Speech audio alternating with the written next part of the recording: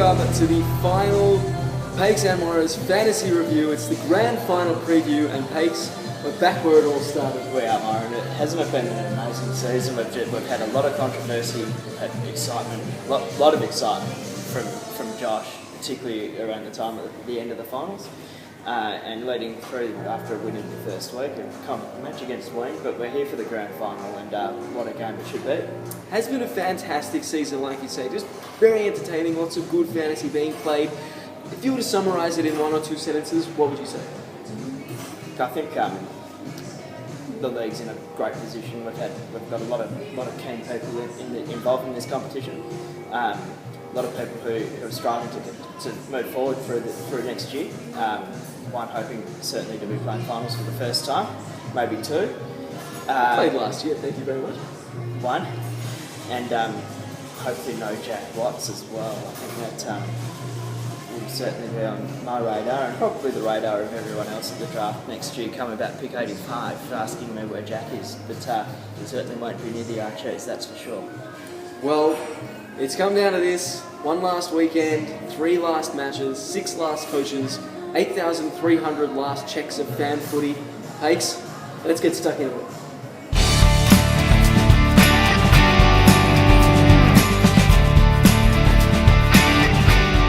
Well, for the main event, it has come down to 2, and probably the 2 that I think are very deserved to be in the grand final. What do you think, Payks? I think these 2 have been the clear standouts throughout the year. It's no surprise that they're here at the end of the season. I know that they've been tough to beat all year, but only one can win, and I think there's a pretty clear leader in terms of what the fans think about this one. I do think that there is a clear favourite in this one, and the fans and punters agree. The odds are on the screen as we speak. But safe to say that Andrew L will win this one. That's where the money is. I've thrown a bit of money behind Andrew L, and hopefully he gets up for me. Look, we're going to have a run through quick teams, starting from the back line, and I think Langer has it here, mostly because of who players like Harbrow and Stanley are up against. I think on the flip side of that, though, the Gryffindors have huge potential to score. Rance is the pickup of cheap possessions everywhere. Gibbs is some decent form, but I think with Harbrow and Stanley, you're going to there against the GWS. Easy points to have. Duffield as well, up against St Kilda. I know what you're saying about Gibbs and Rance. Hopefully for Andrew Lifson, Gibbs and Rance play a bit more loose in the back line. Do you see a favourite out of the backs? I think they're probably the weakest areas of both teams. I think if we go line by line, they would be the weakest areas, but the points for Langer's backs, I think, will probably beat the points for the Lifson backs. All shall be revealed in good time. We're looking ahead at the midfielders, and this is just this is like fantasy footy pornography. Some of these midfields. It begs a question to the draft table: how do we let this happen? We're looking at a team that's got Griffin, Ball, side bottom, and Crosser's going to want to go out in his last game as a big winner against the Dezos. 4 guys alone could just pick up an absolute truck of points. And absolutely, the Bulldogs will be looking for Cross in the second half a bit more, maybe even to drop forward and pinch a mark kick goal. So I think looking at the Langer mix with Mundy, O'Keefe, Scott Thompson, Montañez, they've all had super seasons as well. I think Langer's midfield might score a few less than Lifson this time around. I think Lifson's midfield's not a lot, but a little bit stronger. Lee Montaña in rare form, vintage form, 6 consecutive hundreds, and David Mundy, 7 of the last 8 games, he's put up 90 or more. So there's a lot of form going through Langer's team. There's form and consistency that's got them to this point of the season, so they do deserve to both be there. Absolutely. I couldn't have said it any better. Ryan O'Keefe, I think, is going to be a real wild card for Langer's team, because Hawthorn, as we know, don't tag. If they did, they'd play Shields, and he's out anyway. So Rocky has a good record against the Hawks. I think Langer's got the edge here. What do you think? I think Lifson's midfield might just cover it still. Well, I don't think either way. I don't think that's where the battle will be won. I think both teams have very strong midfields, and the battle, I think, will be won then in the forward line and back line. Looking at the forwards, and I think again Langer's got it. players like Rockcliffe, Harvey, and Stokesy, who's in great form, that's just the cornerstone of a really, really strong forward line. I think perhaps looking at Linger's term, that there might have been a bit of insider trading going on way back in March. Perhaps an investigation might be required with this one. I know it's about 200 days late, but we could always start. Well, look at his midfield, look at his forward line compared to mine. But I think Linger's got a super team. I think his forwards are packed with talent. Lots of goals to have there as well. I think Livson is just a little bit too Fremantle-centric. I don't like two players in the same position from the same team, let alone three, and to have De Boer, Walters and Main all in the forward line just is a bit of a red flag for me. I think St Kilda will lift this week for, Possie's 200th, Schneider's 200th, a couple of other players to send off. So his last game. For three Freo players to be in the same area, that's a bit of a red flag for mine. How do you see the forward lines playing out? Well, with the three Freo players, he's had it for most of the season, so I can't see why it's going to be a problem in the game that matters most. Fair enough. I mean, they all scored 90 against me, so it's definitely not an impotent forward line. And just quickly, the rucks. Probably game not won and lost in the ruck, being only 1/18th of the side, but Lobe against Goldstein, what do you say?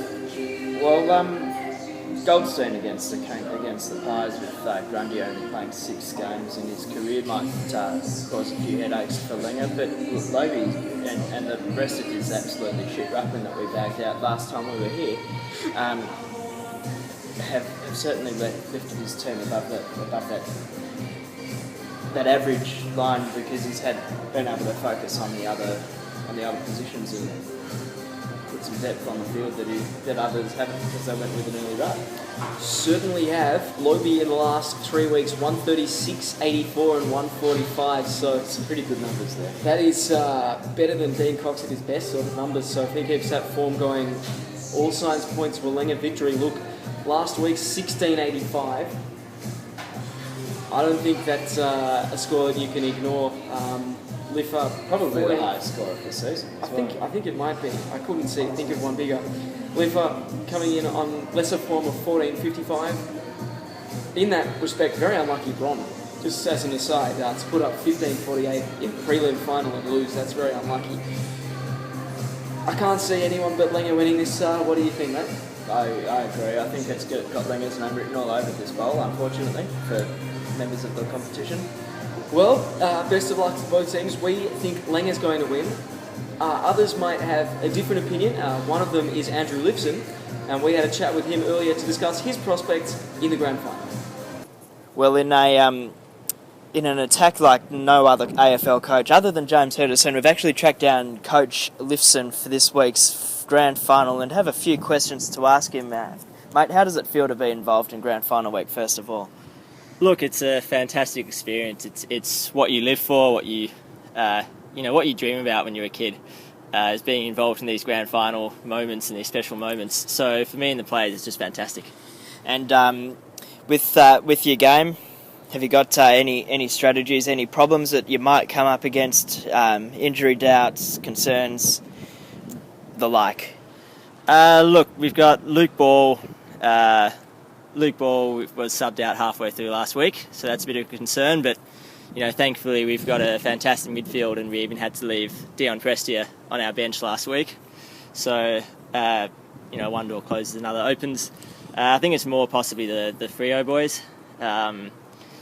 They've got a relatively easy task, unfortunately, against St Kilda, and who knows whether they're going to front up or not. So it could just be some grand final heartache only for Dion Prestia this year. Look, it might be. He's been in the team the whole year. I think last week was the first week he was dropped. But look, he responded well. He responded certainly better than we were hoping, and it was good. The boys are all excited for that massive parade down Victoria Street during the week, end of the week. Yeah, it's it's very rare you get to be involved in something so special. So it's going to be fun, hopefully. And finally, how's the feeling in the Lifson household? We know that your brother's had grand final success before. Are you following in his footsteps? Is there any jealousy coming from him now that we've actually got a proper trophy?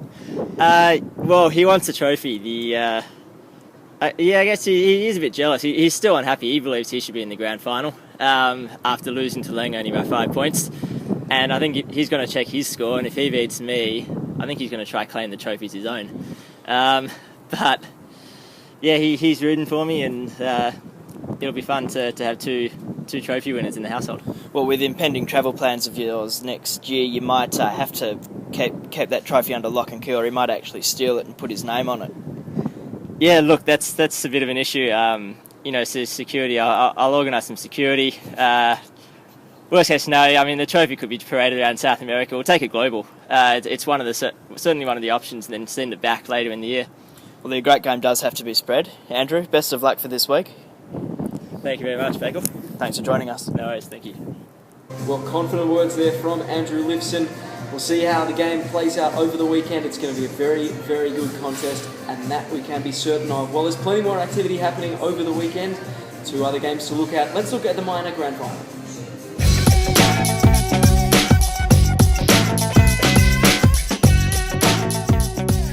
The minor premiership game between my co-host and Eugene will be another game that I think could go either way, just depending on results of certain players. It's a minor premiership, as we all know, and there are some decent players in both sides, but there are also some pretty horrible players attached to both teams as well, and that's probably why they're in this position of fighting it out for that 9th position and the bottom 6 glory.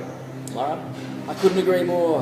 The top end is as good as any other team, but there's a very long tail to both of these sides. I've had a look at both of them from the backs.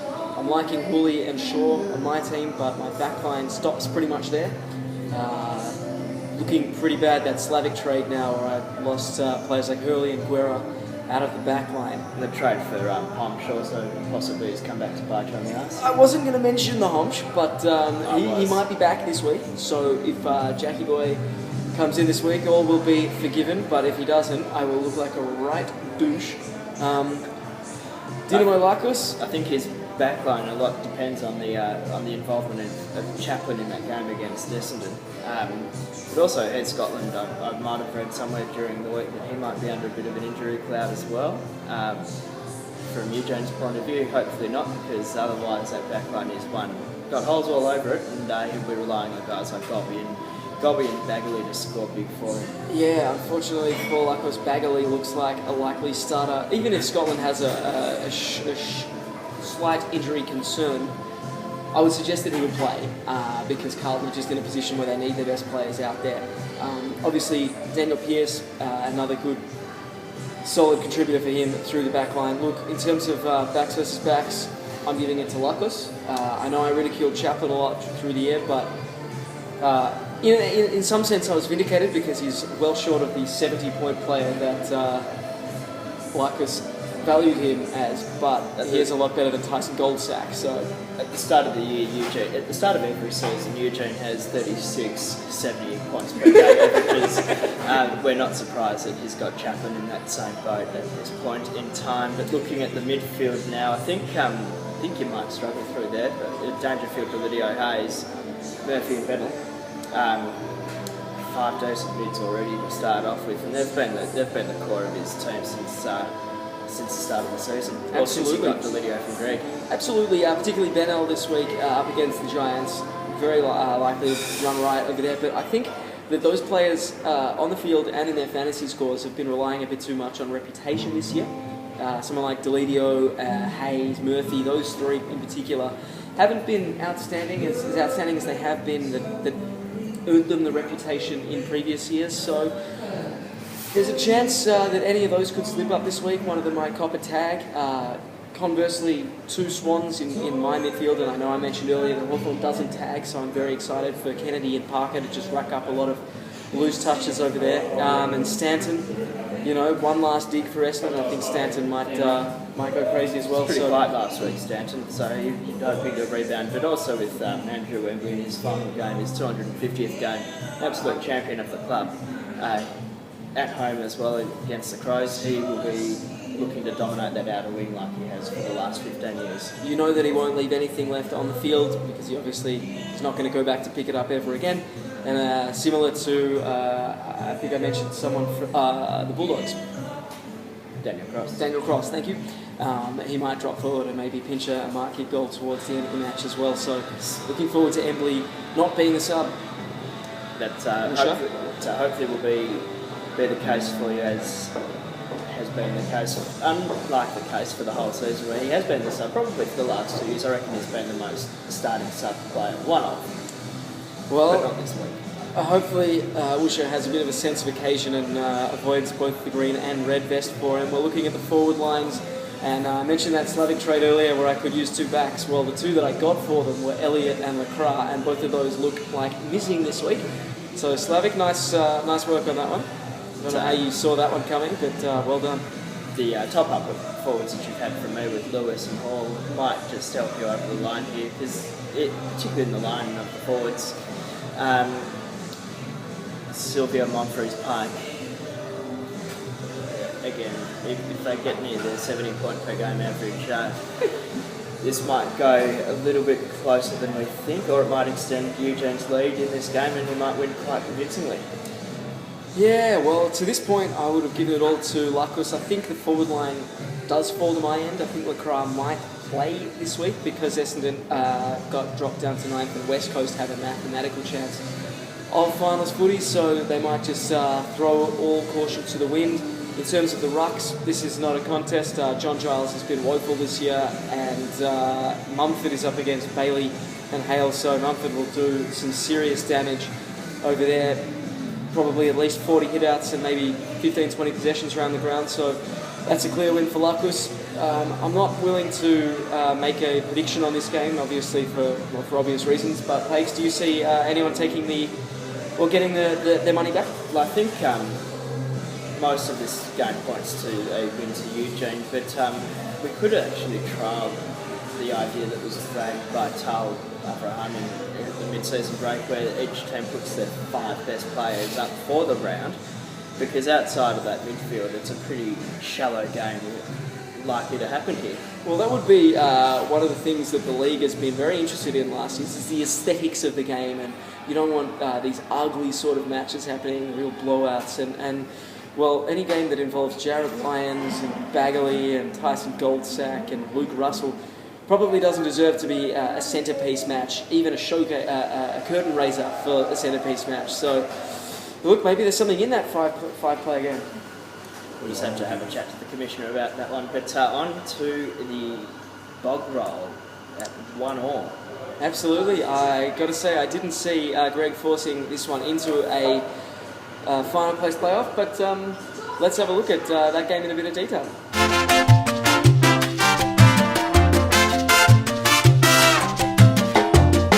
Well, the very final game for review is the Bog Roll Championship, I suppose you'd call it, the decider. The one that nobody wants to win, but I guess there's a fair bit of pride on the end of this one. At 1-1, who would have thought that it would have got to this stage? But here we are. Certainly do not want your name on that trophy. Well, we've looked at Camel and Greg's teams, or what's left of them really. There's just decimated sides. Doubts over whether either side could field 18 players, Payks. Well, it's been one of Camel's major issues throughout the entire season. A lot of luck going into filling those last 18 spots with Christensen's injury and Smith's, and Chris Newman probably hasn't moved out of that line on his back line for the entire year. Hopefully Newman will be up for the finals. He wouldn't want to miss after playing 230 games without one. Yeah, don't even mention the war, mate. But I do think that this game is quite heavily stacked towards Camel as a victor. Greg has been struggling all year, and he would require another miracle like he had last week, where he scored through the roof and did take the points and push it into that decider. I think this game will be decided by the forwards. I'm looking at Camel's forward line, and we've got players like Christensen, Schultz, who's up against Carlton's back line, Schneider in his 200th. We've spoken about the sort of sympathetic, nostalgic disposal skill he'll be getting from his teammates. Bolton, also not leaving anything out there on the field in his final season. So he's got a very, very strong forward line. And also, of course, Gary Ablett Jr. against GWS. So there's some serious potential for points there, Payks. I think Greg's team still has a few guys in it that could do some damage. You've got Boak and Mark who are starting to hit some pretty good form and would want to continue that through to the finals. Wellingham is fit because he hasn't played all year and he's playing some decent footy. And one of the finds, Trent McKenzie, has put his name up there as a decent fantasy prospect moving forward. Nick Boston as well, who you probably got from you. He did. Two of those defenders, Flostone and Stratton, both from me. Not very excited by Stratton this week. I think he'll have his hands full with the Sydney forward line, so I don't see many points for Benny Strats. But Greg's backline brought to you by myself.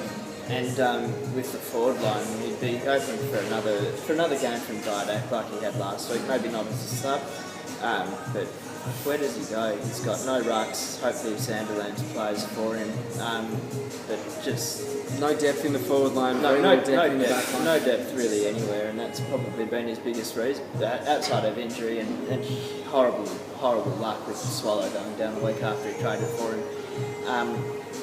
Finds himself in this situation yet again. My tip is Camel, so therefore Greg to get his name on the roll. What do you say? I think we could probably take it to the engravers tomorrow and put Greg on it. Unfortunately, but let's hope it's a close game that goes down the wire.